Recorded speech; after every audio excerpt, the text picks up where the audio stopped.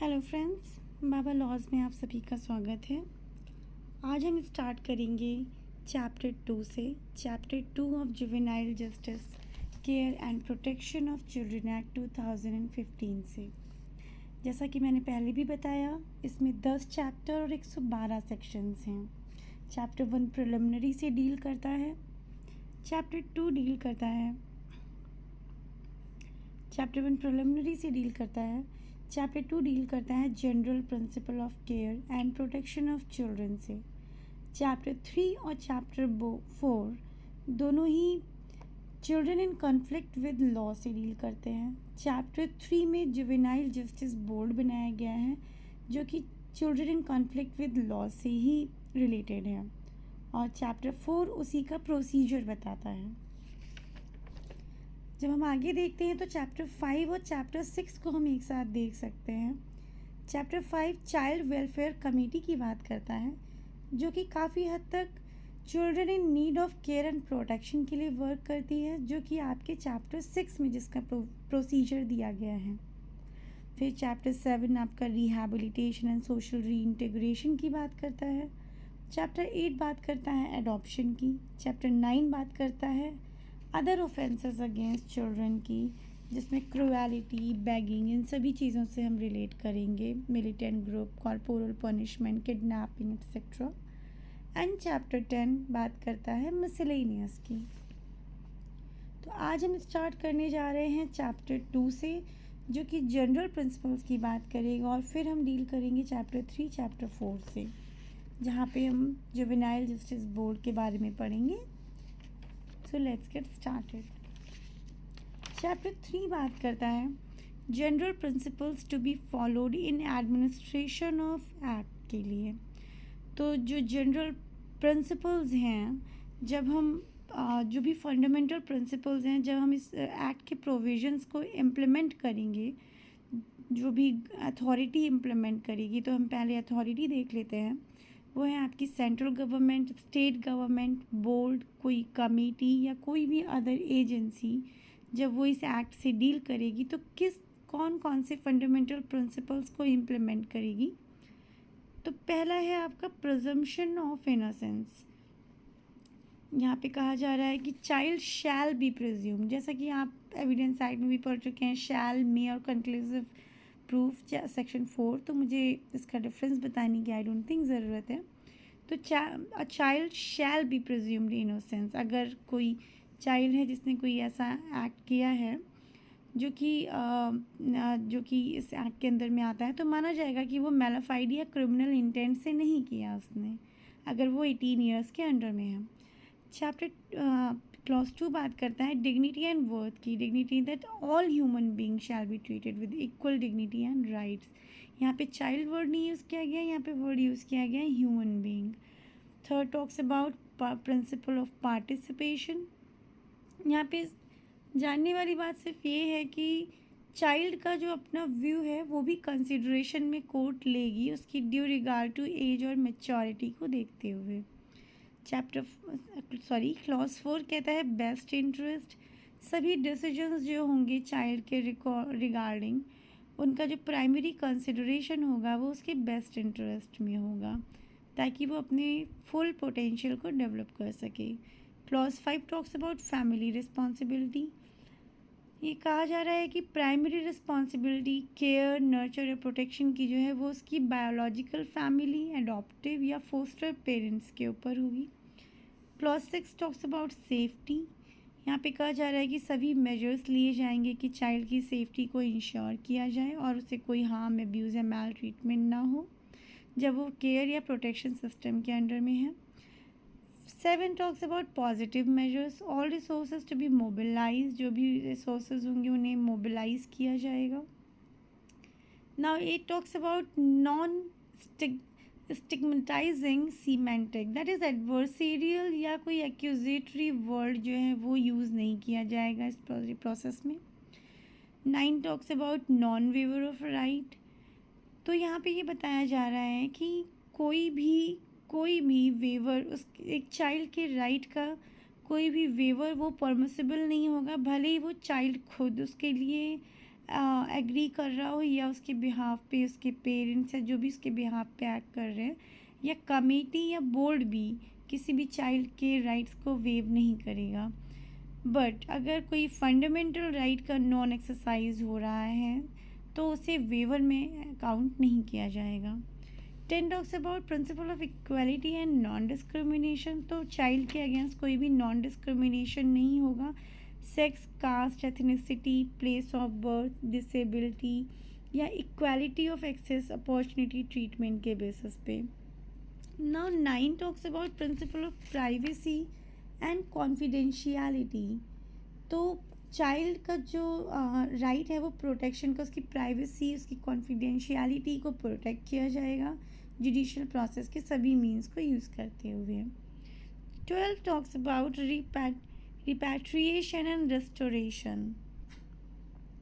तो जो भी चाइल्ड जुवेनाइल है वो उसके पास राइट टू रीयूनाइटेड होगा, अपनी फैमिली से रीयूनाइट का जितनी जल्दी से जल्दी पॉसिबल हो उसको रिस्टोर किया जाएगा, सोशो इकोनॉमिक उसका कल्चरल स्टेटस जो है उसके उसमें, जब तक वो रेस्टोरेशन या रिपैट्रिएशन जो है वो उसके बेस्ट इंटरेस्ट में नहीं है। Now talk about 14 is fresh start. तो यहाँ पे कहा जा रहा है कि जितने भी पास्ट रिकॉर्ड हैं जुवेनाइल जस्टिस सिस्टम के अंडर में उन्हें इरेज कर दिया जाएगा, सिर्फ स्पेशल सर्कमस्टांसेस को छोड़ के। 15 says that principle of diversion, जो भी मेजर्स हैं children in conflict with law से डील किए जाएंगे without resorting to judicial proceedings. जितना ज़्यादा से ज़्यादा हो सके जुडिशियल प्रोसीडिंग्स में बच्चे को नहीं इन्वॉल्व किया जाएगा। And 16 talks about principle of natural justice. तो हम सभी जानते हैं कि जो भी बेसिक प्रोसीड्यूरल स्टैंडर्ड हैं फेयरनेस के उन्हें अपनाया जाएगा। That is right to fair hearing, rule against bias, right to review, सभी पर्सन और बॉडीज़ को दिया जाएगा उसकी कोर्ट की जुडिशियल कैपेसिटी में होते हुए। Now moving on to chapter number 3 that talks about juvenile justice board. अब जैसा कि मैंने पहले भी आपको बताया कि ये एक्ट दो तरीके के बच्चों से डील करता है, rich children in conflict with law and children in need of care and protection.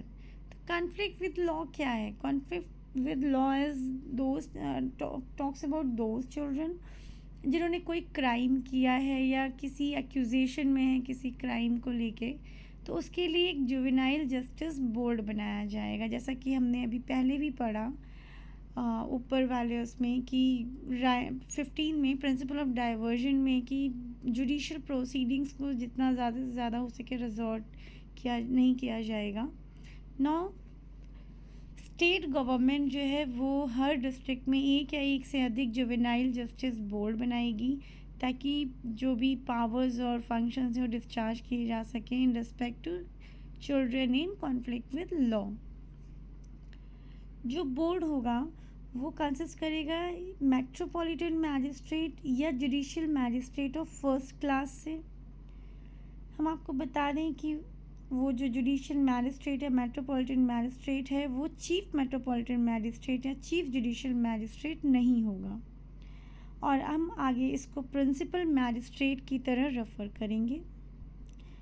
जो भी आपके मेट्रोपॉलिटन मैजिस्ट्रेट और judicial magistrate of first class हैं उनके पास कम से कम 3 साल का एक्सपीरियंस भी होना चाहिए, और 2 सोशल वर्कर्स भी इस बोर्ड में रहेंगे जिनमें से कम एक वुमेन होनी चाहिए।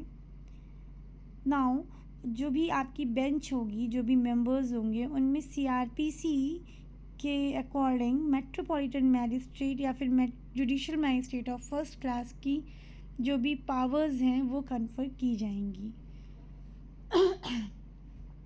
थर्ड कहता है कि no social worker shall be appointed. कोई भी सोशल वर्कर जो है वो अपॉइंट नहीं किया जाएगा as a member of board जब तक वो एक्टिवली इन्वॉल्व नहीं है हेल्थ, एजुकेशन, वेलफेयर एक्टिविटी से रिलेटेड मैटर्स में कम से कम 7 साल के लिए, या फिर वो कोई प्रैक्टिसिंग प्रोफेशनल नहीं है जिसके पास चाइल्ड साइकोलॉजी, साइकेट्री, सोशियोलॉजी या लॉ की डिग्री नहीं है। फोर्थ कहता है कि कोई भी पर्सन एलिजिबल नहीं होगा as a for the selection of member of board अगर उसका कोई पास्ट रिकॉर्ड है वायलेशन ऑफ ह्यूमन राइट्स या फिर चाइल्ड राइट का। सेकेंड सेज दैट अगर वो कन्विक्ट हो चुका है किसी मॉरल टर्पिट्यूड से रिलेटेड ऑफेंस में और उसका कन्विक्शन जो है वो पूरी तरह से रिवर्स या उसको फुल पार्डन ग्रांट नहीं की गई है तो। थर्ड इज़ रिमूव या डिसमिस हो चुका है सेंट्रल गवर्नमेंट की सर्विस से या स्टेट गवर्नमेंट की सर्विस या किसी भी अंडरटेकिंग या कॉरपोरेशन से जिसे सेंट्रल गवर्नमेंट या स्टेट गवर्नमेंट ओन करती है या कंट्रोल करती है। फोर्थ सेज दैट अगर वो कभी भी इंडल्ज रहा है किसी भी चाइल्ड अब्यूज़ में या किसी भी एम्प्लॉयमेंट में रहा है चाइल्ड लेबर से रिलेटेड या कोई भी वायलेशन किया है उसने ह्यूमन राइट्स या इमोरल एक्ट का, तो फिर हम उसे as a member of board नहीं सेलेक्ट करेंगे, वो एलिजिबल नहीं होगा इसके लिए। Now moving on fifth clause 5। Clause 5 बात करता है स्टेट गवर्नमेंट इंश्योर करेगी कि जो भी ट्रेनिंग है सेंसिटाइजेशन है जो भी मेंबर्स हैं बोर्ड के बेंच के उनके लिए इंक्लूडिंग प्रिंसिपल मैजिस्ट्रेट। अभी हमने क्लॉज 2 में पढ़ा था कि जो भी मेट्रोपॉलिटन मैजिस्ट्रेट और जुडिशियल मैजिस्ट्रेट और फर्स्ट क्लास होंगे उन्हें हम प्रिंसिपल मैजिस्ट्रेट की तरह रेफ़र करेंगे। तो ये वही प्रिंसिपल मैजिस्ट्रेट हैं बोर्ड के, जिसमें ट्रेनिंग दी जाएगी care protection rehabilitation legal provision justice for children से रिलेटेड मैटर्स से, जो कि अपॉइंटमेंट के 60 दिनों के अंदर अंदर प्रोवाइड करानी होगी स्टेट गवर्नमेंट को। क्लॉज 6 कहता है कि जो टर्म और ऑफिस होगा बोर्ड का वो वही होगा जैसा कि प्रिस्क्राइब किया गया है। 7 talks about appointment of member of board, जो भी अपॉइंटमेंट होगा मेंबर ऑफ बोर्ड का प्रिंसिपल मैजिस्ट्रेट को छोड़ के उसे टर्मिनेट किया जा सकता है स्टेट गवर्नमेंट के द्वारा एक इंक्वायरी होल्ड करके, अगर वो गिल्टी फाइन किए जाते हैं कि उन्होंने मिसयूज ऑफ पावर किया है इस एक्ट के अंदर में, या फिर वो अटेंड नहीं कर रहे हैं बोर्ड की मीटिंग्स को कंसेक्यूटिवली 3 महीने से बिना वैलिड रीज़न के। थर्ड कहता है कि अगर वो फेल करते हैं minimum 3/4 sittings in a year. और 4 कहता है कि अगर वो इनएलिजिबल हो जाते हैं सब सेक्शन 4 के अंडर में अपनी मेंबर टर्म के टाइम पे। Now moving on to section 5। Section 5 talks about placement of person who ceased to be a child during process of inquiry। तो ये सेक्शन बात करता है कि अगर इंक्वायरी इनिशिएट कर दी गई है किसी बच्चे के चाइल्ड के रिस्पेक्ट में और उस इंक्वायरी के टाइम पे वो जो चाइल्ड है वो 18 साल की उम्र कंप्लीट कर लेता है, तो ऐसा माना जाएगा दैट इंक्वायरी बोर्ड के द्वारा कंटिन्यू की जाएगी और जो भी ऑर्डर पास किए जाएंगे तो भी ये माना जाएगा कि वो जो पर्सन है वो चाइल्ड ही है। इसका मतलब है कि अगर कोई इंक्वायरी स्टार्ट हो गई और उस बच्चे ने उस इंक्वायरी के टाइम पे 18 साल की उम्र कंप्लीट कर ली तो बोर्ड उसको एज अ मेजर नहीं ट्रीट करेगी, उसको फिर भी वो चाइल्ड की ही ट्रीट करेगी, उसी तरीके के लॉज और एक्ट उस पर अप्लाई करेंगे। 6 बात करता है placement of person who committed an offence when person was below the age of 18 years. ये उससे डिफ़र है, इसमें कहा जा रहा है कि अगर कोई पर्सन जो है वो 18 साल की एज कंप्लीट कर चुका है और उसे पकड़ लिया जाता है, लेकिन जब उसने वो एक्ट कमिट किया था तब वो 18 साल के नीचे था, तो उस पर्सन को इंक्वायरी के दौरान एक चाइल्ड की ही तरह ट्रीट किया जाएगा। क्लॉज 2 कहता है कि जो पर्सन 1 में रेफ़र किया जा रहा है अगर उसे बेल पे रिलीज़ नहीं किया जाता है तो उसे प्लेस ऑफ सेफ्टी में भेज दिया जाएगा। 3 कह रहा है कि जो पर्सन 1 में रेफ़र किया गया है उसे ट्रीट किया जाएगा as per procedure under this act, जैसे कि जुवेनाइल जस्टिस एक्ट में जो भी प्रोसीजर्स हैं वो वही उस पर अप्लाई करेंगे भले ही वो अब 18 ईयर्स का कंप्लीट हो चुका है। सेक्शन 7 पे आ जाते हैं। सेक्शन 7 कहता है procedure in relation to board. तो ये बता रहा है कि बोर्ड जो है वो उन जब टाइम्स पे मिलेगा या ऑब्ज़र्व करेगा वो रूल्स जो कि प्रेस्क्राइब्ड हैं फर्स्ट थिंग, और इंश्योर करेगा जो प्रोसीजर्स हैं वो चाइल्ड फ्रेंडली हों, जो भी वेन्यू है वो इंटिमिडेटिंग ना हो, बच्चे के लिए बहुत ही वैसा ना हो, एंड डू नॉट, और वो रेगुलर कोर्ट से रिजेंबल ना करता हो, मतलब जो जो भी जुवेनाइल है वो अगर जाए, चाइल्ड जाए, तो उसे ये ना लगे कि वो डेली किसी प्रोसीडिंग में जा रहा है, कोर्ट जा रहा है। सेकंड कहता है, क्लॉज 2 कहता है कि child in conflict with law जो है वो किसी इंडिविजुअल मेंबर के सामने भी, बोर्ड मेंबर के सामने भी प्रोड्यूस किया जा सकता है जब बोर्ड सिटिंग में नहीं है।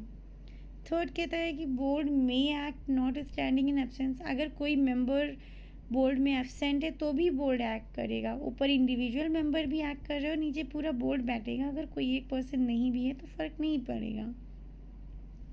और अगर उस टाइम पीरियड में कोई ऑर्डर पास कर दिया जाता है तो वो इनवैलिड भी नहीं होगा। प्रोवाइज़ो लेकिन बोल रहा है कि कम से कम 2 मेंबर्स होने ज़रूरी हैं एक बोर्ड को कॉन्स्टिट्यूट करने के लिए, जिसमें प्रिंसिपल मैजिस्ट्रेट का होना भी ज़रूरी है जब फाइनल डिस्पोजल हो रहा हो केस का, या कोई ऑर्डर जो कि 18 के क्लॉज 3 में दिया जा रहा हो। 18 में आपका बताया गया है कि कोई ऑर्डर जब बच्चा एक्चुअली गिल्टी फाइंड हो जाता है तो वहाँ पे ऑर्डर दिया जाता है। 4 बात करता है इन द इवेंट ऑफ, अगर कोई डिफरेंस ऑफ ओपिनियन है बोर्ड के मेंबर्स में किसी इंटरिम या फाइनल डिस्पोजल के टाइम पे, तो मेजॉरिटी प्रिवेल करेगी। और अगर कोई मेजॉरिटी नहीं बन पा रही है तो प्रिंसिपल मैजिस्ट्रेट का जो ओपिनियन है वो प्रिवेल करेगा। सेक्शन 8 पे आ जाते हैं। सेक्शन 8 बात करता है power and functions and responsibilities of board. तो पावर एंड फंक्शंस में पहले तो ये बताया जा रहा है कि बोर्ड जो है वो सभी किसी भी डिस्ट्रिक्ट में जो है वो सभी पावर्स रखेगा जो उसके जुरिसडिक्शन में है। जो children in conflict with law से रिलेटेड जो भी एक्ट है उसमें एक्सक्लूसिवली जो पावर दी गई हैं वो सब बोर्ड के पास होंगी। सेकेंड क्लॉज 2 कह रहा है कि जो भी बोर्ड को पावर्स कन्फर की गई हैं इस एक्ट के अंदर में, वो हाई कोर्ट और चिल्ड्रंस कोर्ट भी उसको एक्सरसाइज करेंगे जब उनके सामने कोई मैटर सेक्शन 19 में या फिर अपील में या रिवीजन में या अदरवाइज आता है तो। क्लॉज 3 बात करता है कि फंक्शंस एंड रिस्पॉन्सिबिलिटीज़ क्या होंगी बोर्ड की। तो ये कहता है कि ये इंश्योर किया जाएगा कि चाइल्ड का पार्टिसिपेशन इन्फॉर्म्ड होना चाहिए, पेरेंट और गार्डियन का भी पार्टिसिपेशन होना चाहिए। बी बात करता है कि चाइल्ड के जो राइट्स हैं वो थ्रू आउट प्रोसेस जो है वो प्रोटेक्टेड रहने चाहिए। सी बात करता है कि ये सब रिस्पॉन्सिबिलिटीज़ हैं एक्चुअली बोर्ड की। सी बात करता है कि वो इंश्योर करेगा कि लीगल एड जो है वो प्रॉपरली प्रोवाइड की जा रही है चाइल्ड को। डी बात करता है कि जब भी नेसेसरी होगा बोर्ड जो है वो एक इंटरप्रेटर या ट्रांसलेटर प्रोवाइड कराएगा चाइल्ड को, अगर चाइल्ड उसकी लैंग्वेज नहीं अंडरस्टैंड कर पा रहा है। ई बात करता है कि एक डायरेक्ट करेगा एक प्रोविशन ऑफिसर को, और अगर प्रोविशन ऑफिसर नहीं अवेलेबल है तो चाइल्ड वेलफेयर ऑफिसर को या किसी सोशल वर्कर को कि वो सोशल इन्वेस्टिगेशन करे और उस रिपोर्ट को 15 दिन के अंदर from the date of first production before the board, बच्चे को जब पहली बार बोर्ड पे लाया जा रहा है उसके 15 दिनों के अंदर उन्हें इन्वेस्टिगेशन की रिपोर्ट को सबमिट करना होगा। अब हम आ जाते हैं एफ पे। एफ बात करता है एजुकेट और डिस्पोज ऑफ करे इन ऐसे केसेस को।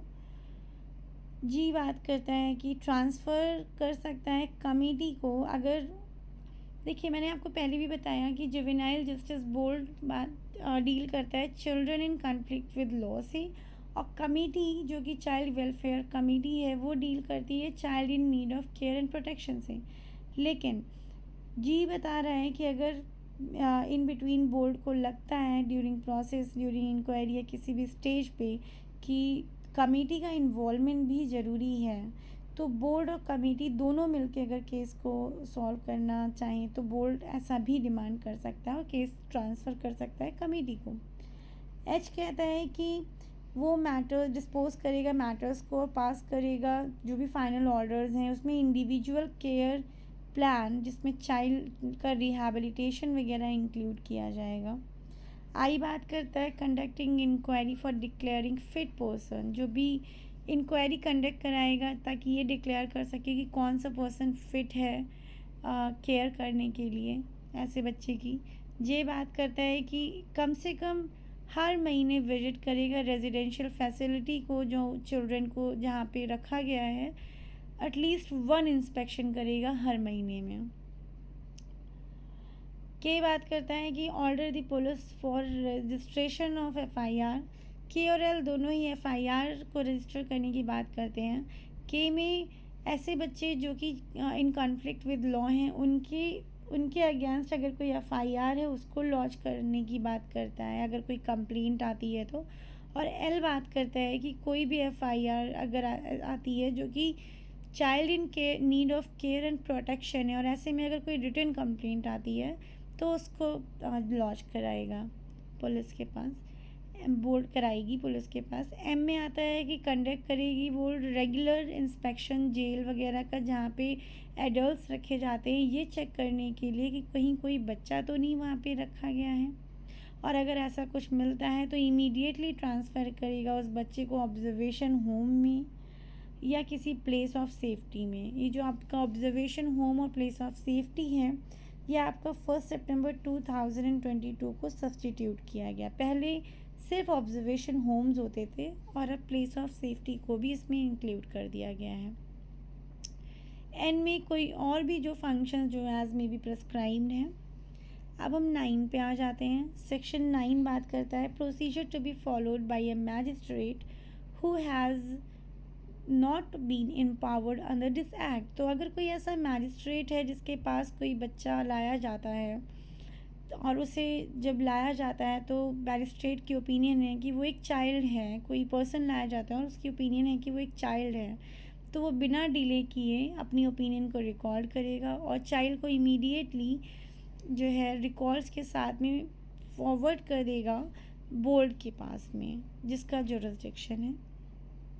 सेकेंड कहता है कि अगर कोई पर्सन जिसने ऑफेंस कमिट किया है वो खुद क्लेम करता है कि वो एक चाइल्ड है या वो चाइल्ड था जब ऑफेंस कमिट हुआ, जैसा कि हमने सेक्शन 6 में पढ़ा था और 5 में पढ़ा था, या कोर्ट को खुद ऐसी ओपिनियन है कि ये जो पर्सन है ये एक चाइल्ड था जब कि कमीशन ऑफेंस कमिट हुआ था, तो कोर्ट जो है वो एक इंक्वायरी कंडक्ट करवाएगी और सारे एविडेंसेस लेगी। ध्यान रहे कि यहाँ पे एफिडेविट पे कोई भी एफिडेविट नहीं लिया जाएगा, ठीक है, ताकि वो उस पर्सन की एज को डिटरमाइन कर सके। उसके बाद प्रोवाइज़र कहता है कि क्लेम्स में be raise before any court. जो भी क्लेम है कि वो पर्सन क्लेम कर रहा है कि मैं चाइल्ड हूँ या नहीं, वो किसी भी कोर्ट में किसी भी स्टेज पे किए जा सकते हैं raise, even after disposal of the case. Suppose एक प्रोसीडिंग चल रही है और वो प्रोसीडिंग ख़त्म हो जाती है, मैटर डिस्पोज ऑफ हो जाता है या फाइनल डिस्पोजल हो जाता है, उसके बाद अगर चाइल्ड चाहे, पर्सन चाहे तो वो क्लेम कर सकता है कि ये डिसीजन जो है या ये प्रोसीडिंग सही नहीं थी और मैं उस टाइम पे चाइल्ड था, मैं अवेयर नहीं था, जो भी है मुझे नहीं पता था और मैं उस टाइम पे चाइल्ड था, तो फिर से उसको क्लेम कर सकता है और प्रोसीडिंग्स को स्टार्ट करवा सकता है। ध्यान रहे कि जब वो क्लेम कर रहा है तो भी अगर वो चाइल्ड नहीं भी रह गया है तो भी वो ये काम कर सकता है। थर्ड कहता है कि अगर कोई पर्सन जिसने कोई ऑफेंस कमिट किया है वो चाइल्ड था at the date of commission of offence, तो वो शैल फॉरवर्ड द चाइल्ड। तो बोर्ड जो है, अगर किसी कोर्ट को ऐसा लगता है कि किसी ने ऑफेंस कमिट किया है तो वो कोर्ट जो है वो बोर्ड के पास उस बच्चे को फॉरवर्ड कर देगी और जो भी उसने ऑर्डर्स पास किए थे उससे पहले उनका कोई इफ़ेक्ट नहीं रह जाएगा। एंड फोर्थ टॉक्स अबाउट कि अगर कोई पर्सन जो है इस सेक्शन में अगर उसे प्रोटेक्टिव कस्टडी में रखने की ज़रूरत है, जब वो बच्चा क्लेम कर रहा है कि वो बच्चा है, वो चाइल्ड है, तो उस पर्सन को किसी भी इंटरवीनिंग पीरियड के लिए प्लेस ऑफ सेफ्टी में रखा जा सकता है।